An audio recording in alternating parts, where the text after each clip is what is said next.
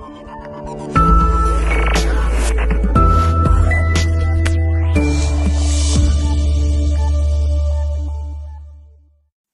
afternoon, YouTube. My name is Joel from the CryptoByte team, and today I'm here to talk to you guys about the cryptocurrency Ripple. Now, in CoinMarketCap, this coin is ranked third, which means this is quite a popular coin. In fact, if you invested in this coin at around $2.20 around there, you'll have generated some pretty decent returns even after that massive January dip. Now, this coin is quite unique, and I just want to talk to you guys about the misconception of this coin being decentralized or even centralized, which I'll talk to you guys later in this video. But first, I just want to describe what Ripple is. So first, XRP, which is the Ripple coin itself that exists on the Ripple platform. XRP is the digital asset for payments. So it's pretty much the XRP is the medium of exchange which has a monetary value. And it's the fastest and most scalable digital asset enabling real-time global payments anywhere in the world. So pretty much it's just saying Ripple wants to be that currency that can be used across the whole globe, that can be used for an exchange as a payment form for goods and services. And it's also described down here what it is also used for. It's built for enterprise use. So XRP offers banks and payment providers a reliable on-demand option to source liquidity for cross-border payments. And this refers to basically not only banks but also payment providers, which is actually described just below, which I'll actually bring up.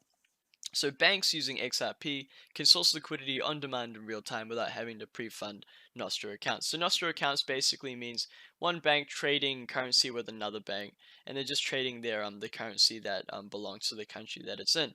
And without these Nostro accounts would be made redundant with the implementation of Ripple being used within banks. And if banks do implement Ripple, in a sense, to replace Nostro accounts, Ripple would definitely boom in price. So definitely keep an eye out for the news if banks are implementing it to replace the use of Nostro accounts.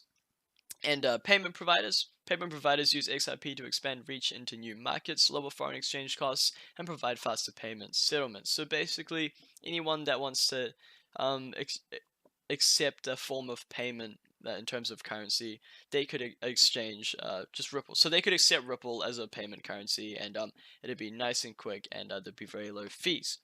And so just over here, like it'd be quick, as explained just a moment ago, where Ripple has a 4-second transaction time, which is very, very quick compared to Ethereum, which takes 2 minutes, and Bitcoin, which is an hour plus. Ripple is almost lightning fast, pretty much, and so that is very, very good. And Ripple is scalable, so XRP consistently handles 1,500 transactions per second, and it can consistently grow based on the technology that I will explain in just now. So this is pretty much the main point, brings the main point of the video out. So it's distributed. Ripple is distributed. It's an open source technology built on the principles of blockchain with a growing set of validators. So the little world here with all these glowing blue circles, each blue circle kind of represents a database. And these databases are all connected. In fact, you could say that they're connected in a sense that the network is distributed. So pretty much what Ripple is, it's a connection of distributed networks that databases which are all kind of connected in a network, which forms kind of like a blockchain structure. So that's what Ripple is. It's not centralized or decentralized, it's actually distributed, but it's also centralized in its own way, which I'll describe later in this video. But just to put it simply, Ripple is not centralized or decentralized in terms of the network structure. It's distributed, and it's a set of databases that are connected with the same kind of concept of a database. And as we look down, XRP is quite stable with it's been established in 2012. There's a solid energy consumption. All ledgers are closed without issues, and there's a very dedicated team of engineers. And this just describes the price. And so over here we can kind of see what the databases and connections do. It is quite a simple connection of distributed databases where they all kind of work in a sense that they validate transactions, and then once it's fully confirmed, the transaction goes through, and it's done very fast with all these databases. And coming back to here, we can look at the scalability. Basically, when the technology evolves and the service becomes stronger or the databases become stronger, so will the transaction capabilities of Ripple. So the scalability of this the transactions for this coin is almost limitless in terms of technology growth. And so bringing us to this little article here from CoinDesk, I'd like to talk about number 6, which does that mean Ripple is a Bitcoin rival?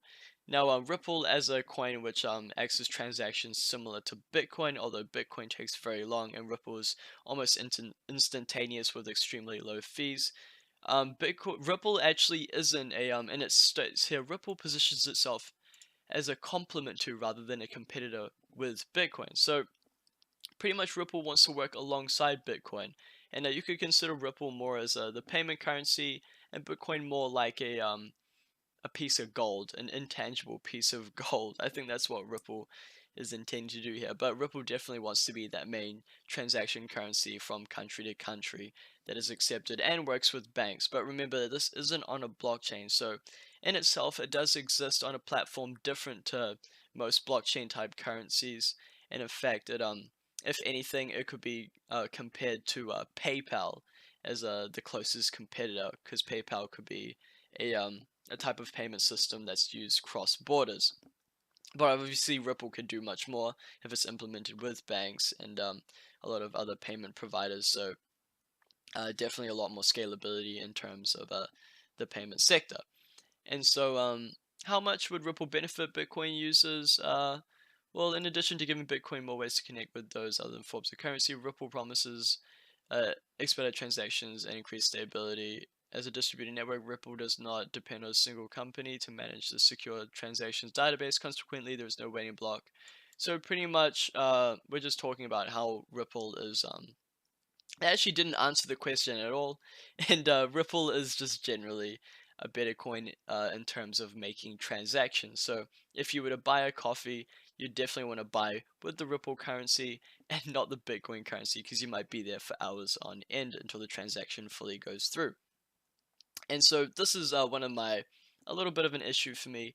How many ripples will there be? And the company plans to ultimately create 100 billion ripples. So there actually is 100 billion ripples in supply, 100 billion XRP, I should say. And 60% of that, so 60 billion, I believe, is owned by the Ripple company itself. And they do plan to let it go over time, which is said they're going to be released in time pretty much. And I'm not too sure what they're going to do with that, but they should announce it definitely in the next few months or so, or maybe even years. But it shouldn't be too bad considering they could incentivize it in some sort of way by releasing the Ripple. They could do some sort of cool stuff, uh, such as reward schemes or something like that. Who knows? And so, why is Ripple described as free-ish rather than free? So Ripple actually does have a fee, but it's very very minuscule. So it's like one thousandth of a cent. So it's pretty tiny, and it's not even worth mentioning really. So definitely Ripple is a very good currency, but you can't call it centralized or distributed. I mean, you can't call it centralized or decentralized because it's distributed. It's practically a distributed pile of databases, but it is centralized in a sense that the Ripple company itself owns more than 50% of the market supply. So that is one issue to me, but if they do incentivize giving out Ripple currency, I have no problem with this decision. Oh, well, sorry, decision in holding it. Yes, so that brings me to the end of the video. If you guys have any questions, feel free to leave them in the comment section below. And cheers, that's all today.